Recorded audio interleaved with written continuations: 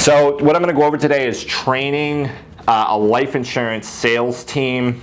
Now, this could be for any sales team. So we run a lot of our agents remote on the telephone, okay? So this is how you can train a remote sales team. It's going to be the video. Train a remote sales team for insurance, all right? So I'm just going to get it started. Most important thing I've found with training a large amount of life insurance agents at the same time is you have to have a gradient scale training system.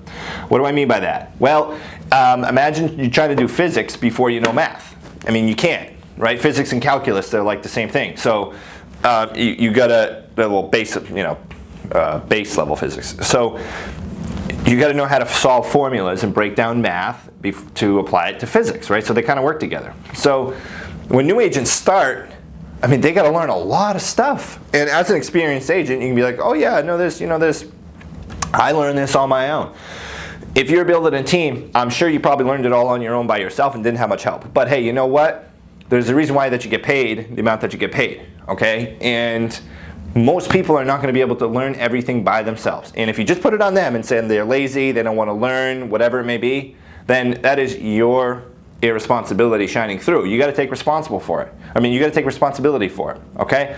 So listen, not everybody learns at the same speeds, but you got to design a system that's a gradient scale so that people can get introduced to one level, move up to another level, move up to another level, move up to another level. What do I mean by that? Well, the way that I do it now is people start and they essentially are fronting calls, right? They don't have to know the applications. They don't have to know the products, all that other stuff. Dude, learn the CRM, learn the first part of the script, learn how to talk to people, get a conversation going, get someone to like you, right? Because if they do that, they're going to give you some cushion when it comes down to not knowing everything about the products and the applications. So when people start, that's all they got to know. They don't have to know everything. Because let's face it, what happens if they try to know all this stuff, they can get confused and they can be like, oh my God, what if they say yes? They can get nervous about not knowing what product to go with and everything else.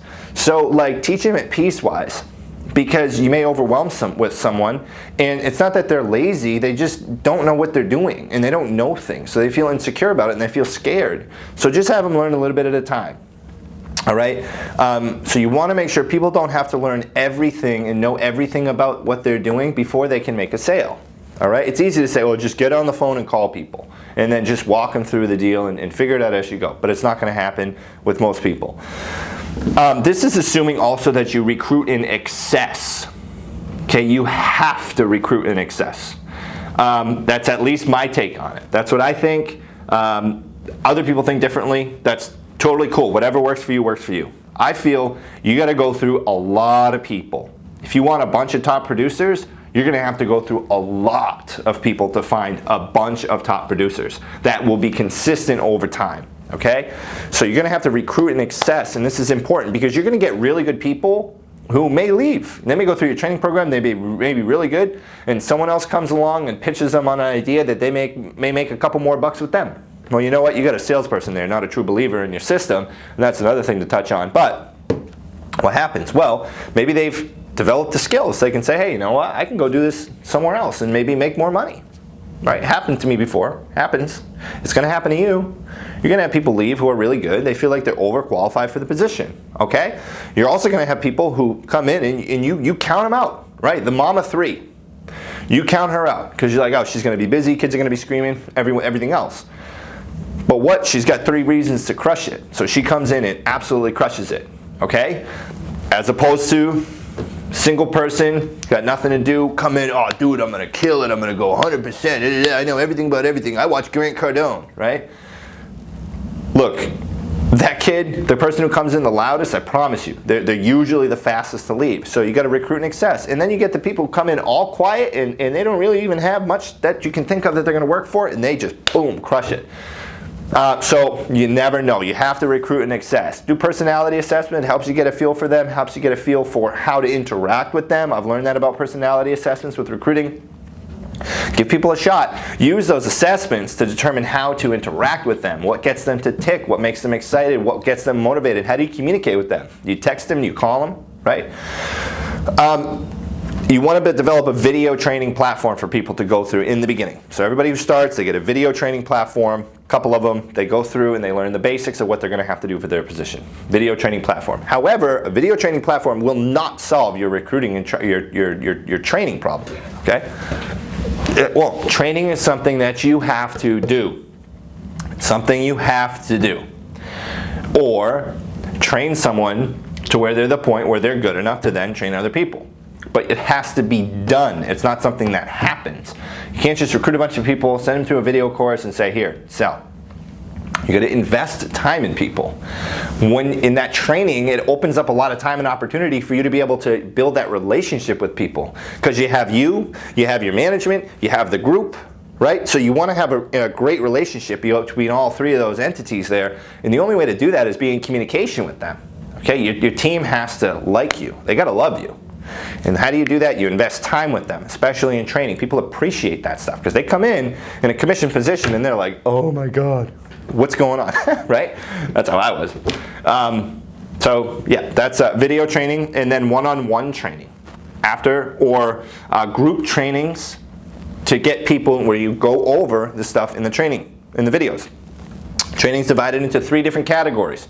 They learn through theoretical learning, which is you study it, practical learning, which is you practice it and apply it, and then observational learning, so seeing someone else do it. So you want to make sure that your training is broken up in those 3 aspects. I want to see someone do it, I want to practice it, and I want to learn about it. All right? You're going to learn, practice, watch. Learn, practice, watch. Learn, practice, watch. Learn, practice, watch. You want to have people do that on each subject of the training material. Okay? Have agents graduate or salespeople graduate from one level to another. It makes people feel good. It's like, hey, dude, look it. You made it through the first round. Good stuff. Now you're on to round 2. Boom. Now you're going to learn this next set of stuff. After that, boom. Now you're on to round 3. Now you're going to learn the next set of stuff. Have penalties and rewards for each tier, each gradient scale. For each step in the training process, you want to have check sheets. This is extremely important. It keeps things in line. It makes sure, hey, if you're gone for a week and you got a big group to train, cool. Well, you know what? Next person who's in line for a promotion, that person's going to head training up. Okay? The person, I'll talk about that another thing, the next person who's in line for promotion, how to identify that type of person. But training, so check sheets. So what I mean by that is, say you're going over you're doing a sales script, right? And you're going over the greeting. Say, the purpose of the greeting is this. Check the box if you know that. Right? You literally have to go, I use Google Forms, you go and you make a box in a line for every single little thing they have to know that pertains to that. That way they can run through it if they want a couple times. Have it associate with your video course and have it line up with your training curriculum. Okay? So your training course, your curriculum, and your check sheets should all be in congruence with each other. So they all got to line up. All right? Watch these videos tonight. We're going to learn that stuff tomorrow and practice it and observe it. And then here's a check sheet on it. Okay? Check sheets can include, what did I learn? Write a short paragraph explaining what you just learned just now. I don't know if you know exactly what I'm saying, but if you're going through and you just want to check, it's like a to-do list. Like yes, yes, yes, yes, yes, yes, yes. Touch on each and every one of those points, and telling you it makes your life a lot easier. So you're not just winging it every time. Okay? Have a schedule. Have a training schedule. Send it to people in advance. Let them be able to plan it out. If they miss a day, well, they're going to have to make it up another time.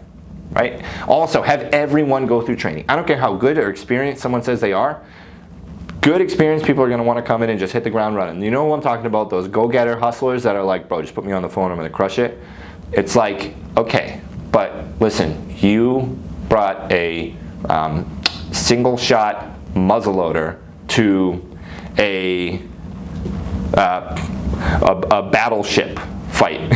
You know, I know you want to go crazy right now, but you got to learn how to steer the ship, man. You don't know how to steer a ship yet, this boat yet.